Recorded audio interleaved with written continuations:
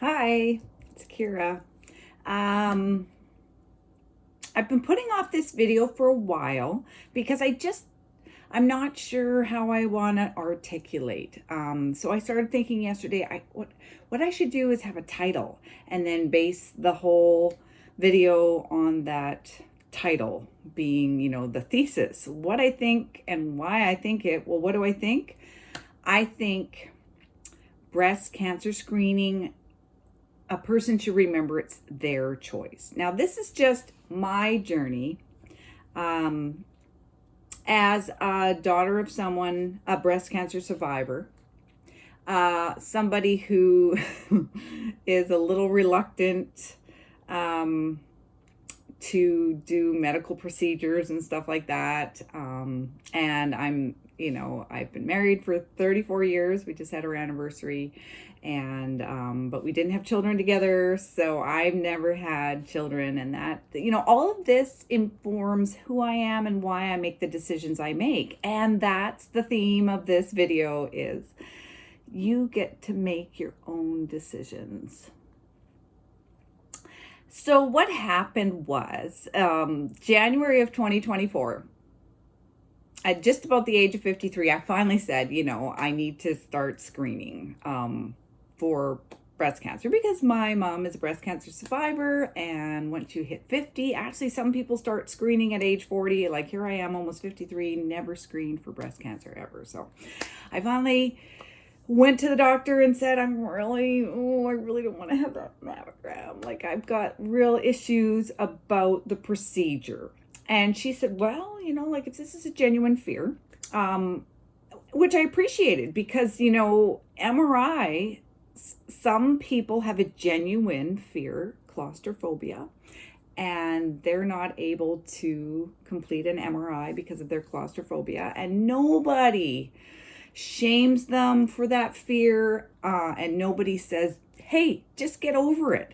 They recognize that claustrophobia is truly a real thing. And so I'm glad my doctor said, whatever concerns I was having about the mammogram, and I just can't make myself do it. I can't make myself do it. I just can't. She scheduled me for an MRI, a breast MRI, in January of 2024. And that started the whole thing. They found a half centimeter lesion in the right breast and a 1.9 centimeter lesion in the left. And so they did an ultrasound and couldn't really tell anything for sure on the ultrasound. So they wanted ultrasound guided core needle biopsy. And I agonized all of February 2024, and I made myself go for the ultrasound guided core needle biopsy. And I documented the journey on YouTube, because I started watching people's journeys actually with cancer diagnoses on YouTube, and I got a little bit hooked on other people's stories and what other people would go through, and that will to survive. And I started thinking, these are real stories on YouTube versus something like on television. On HBO, you've got the television series The Last of Us, and it's another, zombie type series like The Walking Dead and World War Z and all those things where, you've got this human urge to survive. And I always sat back and watched these stories going, yeah, you could just take me out in the first episode. I'd be okay with that. Anyhow, I did the core needle biopsy. The doctor phoned and said, yeah, it looks good, benign. But then when I read the report, they said it's benign breast tissue. So it didn't actually come back as a fibroadenoma tissue, or any other tissue other than just breast tissue. So we think they missed it. So that's how I ended up having an MRI in July, where even though the lesion in the left breast was stable, they doubled down and went to BI-RADS 4A from BI-RADS 3, and I thought, this is ridiculous. It's stable. Like, nothing's changed in 6 months. It most probably is a benign fibroadenoma. I don't care if you missed it with the core needle biopsy. I'm not going through the core needle biopsy again. And again, there's nothing necessarily wrong with the core needle biopsy procedure, and I'm very proud that I did it, but I'm extremely reluctant to do it again. So that's the backstory of how I ended up having an MRI in January 2025. Again, the lesion in the left is stable. Redemonstration of a well-circumcised oval mass, lower inner quadrant, left breast, posteriorly, approximately 6 centimeters from the nipple. Lesion remains hypoenhancing with no restricted diffusion. Lesion has been biopsied previously with indeterminate results. No lymphadenopathy, meaning my lymph nodes are fine. However, in the right breast, 5 millimeter focus in the central right breast redemonstrated as seen on prior results. Oh, right. They had found something in the right breast last time, and it got totally eclipsed by the left. So all of a sudden we've reacquired the right breast.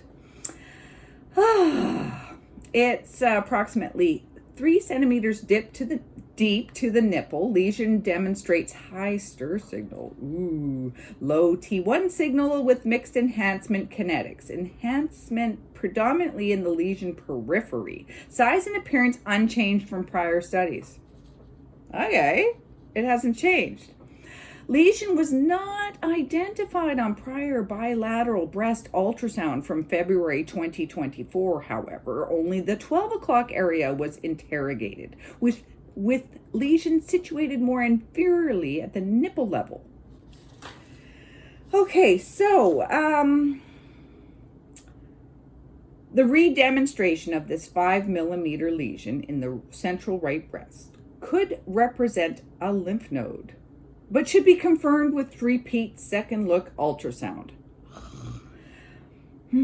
Bilateral mammography also strongly recommended for further assessment and to evaluate for any additional characteristics such as calcifications which are not well visualized with MRI nor ultrasound. So the right breast is BI-RADS 0, needs additional workup. Now, the well-circumscribed 1 centimeter lesion lower inner quadrant of the left breast should also, for which repeat is recommended for repeat ultrasound guided biopsy followed by clip placement, and left mammogram remains recommended. Left breast, BI-RADS 4A, suspicious abnormality. Okay, so they're doubling down again. So I did the ultrasound on the right breast, and the ultrasound couldn't see anything. So they're like, you need a mammogram. That's the only way we can see. We want. I almost got the feeling like we want to find something. We really want to find something for you. But I do recognize that's not truth. That's my script. What they want to do is they want to err on the side of caution. Out of an abundance of caution, they want to make sure, for sure, nothing's happening. And the MRI, like all these, this is what some of my previous videos said. And, you know, it's just, I'm just trying to educate myself. I'm not an expert. But, you know, it's May of 2025. And this whole find a lump in my breast happened in January of 2024. So I have had a lot of time to do my own research, a lot of time to listen to a lot of other stories, and I've had a lot of time to give it my own personal thoughts on the matter. And so I'm just sharing that here and saying that you've got to remember it's your choice. Now, if you Google BI-RADS 4A, that's still low suspicion. But, you know, they'll say stuff like, Google will say stuff like, while 4A indicates low suspicion, it's still important to follow the recommendations of your doctor or radiologist. And yeah, maybe, but don't ever forget it's your decision. So there's Google saying it's important to follow the recommendations of your doctor, and you can absolutely do that out of an abundance of caution for your own peace of mind. But if by chance you already have peace of mind, you do not have to have a clip placed in your boob if you don't want to. You can say no. And you don't have to have a biopsy if you don't want to. Now, the other path, I can clearly see there's two paths here. And I feel that one path can lead all the way to something I heard somebody called the Angelina Jolie method, where you say, I don't like this lump. You guys can't seem to biopsy it correctly, because I could have a second biopsy and still get an inconclusive result. That happens. I could say, take it out. I want a lumpectomy. And they could take it out, and then they could finally get it under a microscope, and they could say, oh, wow, thank goodness we took it out, because it is cancer. Even though it's been stable, maybe that's because your diet's been good or your stress has been low and it just kind of went dormant, but it's malignant, and thank goodness we had that lumpectomy. So now here we go. Let's have mastectomy. Let's do bilateral mastectomy, like out of an abundance of caution. Let's do some radiation. Let's do whatever we need to do. Like that's a path. And then I'd be like, oh my goodness, I'm so glad I did that. Except that that's about future me. That's about nipping it in the bud now for future me. That's not about taking care of current me. Current me is healthy, happy, living her best life today, not in the future. And my own script, again, this is not medical advice. This is just my journey. My own script is I spent a lot of my 30s and 40s, probably even my 20s, my whole life, it feels like, living for future me. When I get thin and pretty, because I had body image issues. When I get a degree, when I get a master's degree, when. I was never living now, enjoying today very much. I was always thinking I will be happy in the future. And then I had an accident on my electric scooter, zipping down the road in August at 40 degrees Celsius, which I think is 198, 100 Fahrenheit. And I had an accident, road rash, but like it was so amazing because I didn't have bones showing. Like I healed so amazing from that close brush with death. And it felt like a close brush with death. It actually felt like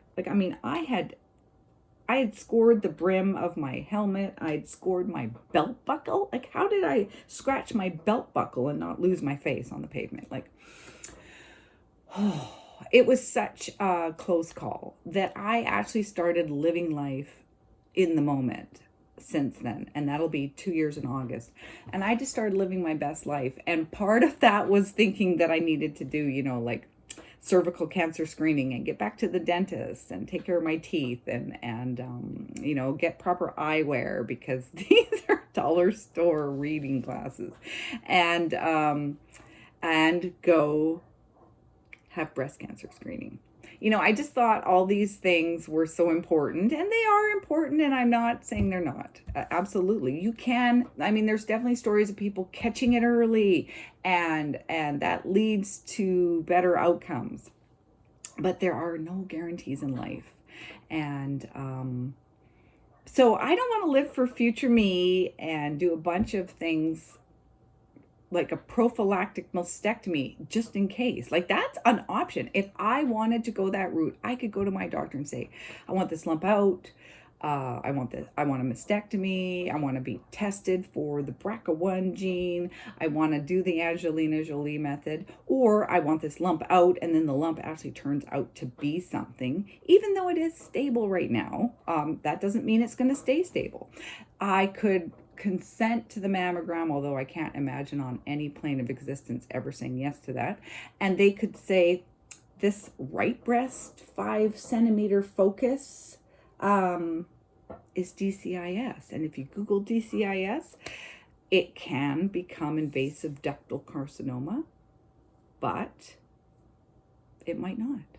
DCIS is ductal carcinoma in situ. It's in place. It hasn't broken through the ducts, and they don't have a predictor of who it will break through. So I'm not going to do a second biopsy. I'm not. In fact, I think they don't even have me scheduled. They don't have me scheduled now for an MRI for a whole year, like January 2026. I mean, I'm not even sure, like, should I keep going? Yeah, I guess I should keep going back and seeing that the mass is stable. But, because like if it grew to all of a sudden 2.5 centimeters, then all of a sudden, like, okay, maybe it's not a benign fibroadenoma after all. But if it remains stable, no second biopsy, no mammograms to look for something that might not be there, or find something and then start this ball rolling on treatment now that hurts my health now to save future me. I want to save present me. And I'm not losing sleep. Like, if you're losing sleep over a lump, get it gone. Do what you need to do to find peace. I have peace now. And it's not because I'm in denial or I think I'm going to be magically cured by, herbal remedies. I have peace now because I'm okay with, I have done everything I wanted to do in life. Like, I had this bucket list when I was 18, get married, buy a house, have it mortgage free so you're not stressed out, go to Hawaii, get a university degree. I didn't even have a master's degree on the list, and I did that anyway. Teach at a university. I did that for 3 years, even though my program was discontinued. We're all post-COVID now, and everybody's back on campus, so no more online teaching. But I did it for 3 years. Like, I got to tick all these boxes, and I feel good. And I'm young, and I should, I could live 40 more years. And maybe if I was taking the Angelina Jolie method, I would guarantee that I'd live 40 more years. Guess what? There are no guarantees.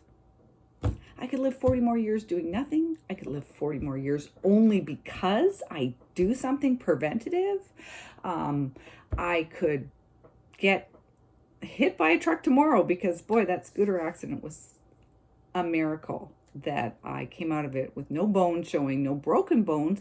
It's a miracle where it happened, because if I had dumped on the highway, I could have gotten run over by a truck. I mean, like, there's no guarantees in life. And I was so blessed. And I really turned my health around 2 years ago when I had that accident. And, but catching cancer early and treating it, which I think the treatment is so harsh. I just don't think it's worth it. Like, I don't want to trade my health now for future me, because there's just, I don't know, like, I could have an aneurysm and be dead tomorrow. Like, I'm just going to live today as best I can, and certainly follow a healthy path to try and keep things just the way things are. Like, I'm not going to do anything to, it's a constant reminder, this whole screening journey, and the little lump that I check and go, yeah, feels the same. I'm okay if I'm like, ooh, I guess I should have had that taken out because it turned out it was malignant. It grew. It's in my lymph nodes. That's really too bad that happened. I'm okay with that outcome. My life is cut short. And it's because I don't have children that I can be so selfish and make that decision. I said something about that, to my mom. I don't like I don't know if she'll ever see this video on YouTube and like get into an argument with me about like, oh, that's just stupid, because she certainly, like, that's okay if you think I'm being stupid. I'm doing this for me. And I recognize that I could be missing an opportunity to nip this in the bud early. However, stable. I just don't feel it deep down. And it doesn't matter if I'm wrong or in denial, because I'm willing to accept the consequences of those choices. And that's why this is titled Breast Cancer Screening. Remember, it's your choice. These are my decisions. This is not a recommendation. But I just don't, I kind of lost my train of thought. I'm okay. I've done the things I want to do, and I want to live my best life. Oh yeah, and I kind of said something casually to my mom about that, and she said, well, what about your pets? And I mean, as someone who didn't have children, I have definitely taken that love and affection and put it on pets.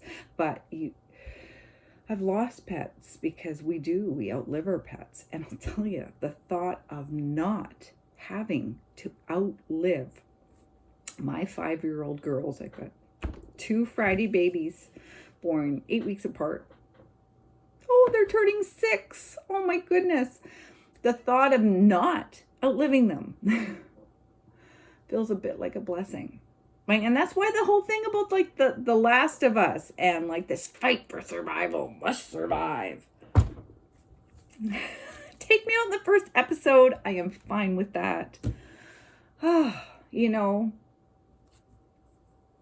And it doesn't even matter what you believe about the next plane of existence, or if there is no existence, or if it's heaven, or, it doesn't matter what you believe.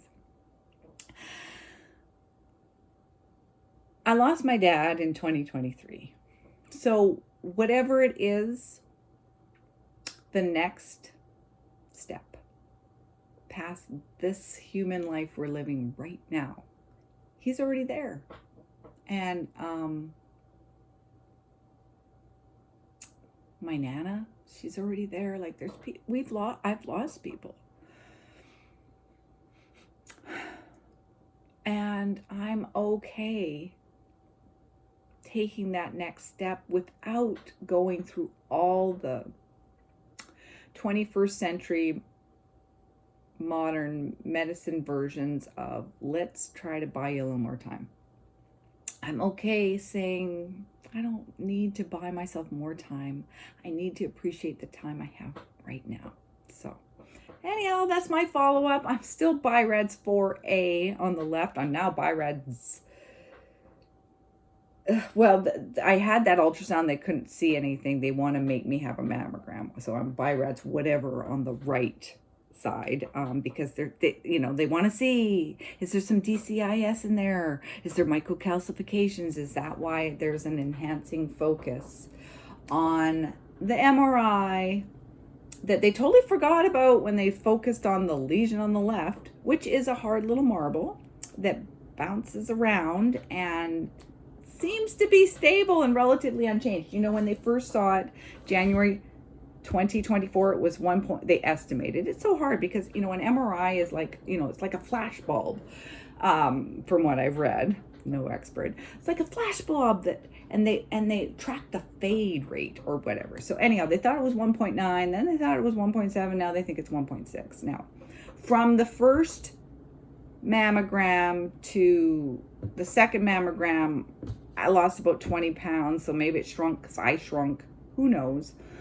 It seems stable. It's definitely not like malignant tumors double in size every 6 months. So like we're definitely not having a doubling in size every 6 months. And I believe they've put me down for 1 year for an MRI, because that was what the whole biopsy doctor was like. We'll check it again in 6 months. We'll check it again in 6 months. We'll check it again in 6 months. And then we'll check it again in a year. And then after 2 years, we'll say, okay, you're fine. And, indeterminate results later, they're like, no, we need to jab it again. And I'm like, no, we're not going to jab it again. We're not going to put in, oh my goodness, a clip. This is like the titanium marker thing again. Like that's for them. That doesn't benefit my health. And I am super sensitive system that gets inflamed over the littlest things, like a teaspoon of artificial vanilla flavoring in something that has a little bit of caramel color, and boom, I've got eczema. So yeah, no little clip for me. I'm way too sensitive, and I'm mentally sensitive. No mammogram for me, and these are all my choices. Just remember, it's always your choice. And yes, it's important to follow the recommendations of your doctor. If your instincts tell you, yes, we need to follow up, we need to err on the side of caution, we need to do everything we can out of abundance of caution. In fact, let's do prophylactic things just in case. If that's what your instincts are telling you, go for it. My instincts say I'm fine, and even if I'm not, I'm willing to accept the consequences of that, because I'm happy with my life. I'm happy with what I've done. I've finished my bucket list, and yes, there's future things that I will enjoy and go, oh my God, I'm so glad I'm around for this. But there's no guarantees in life either way. So I am okay with whatever the outcome, whatever is slated, whatever fate has in store for me. And I'm just going to live my life every day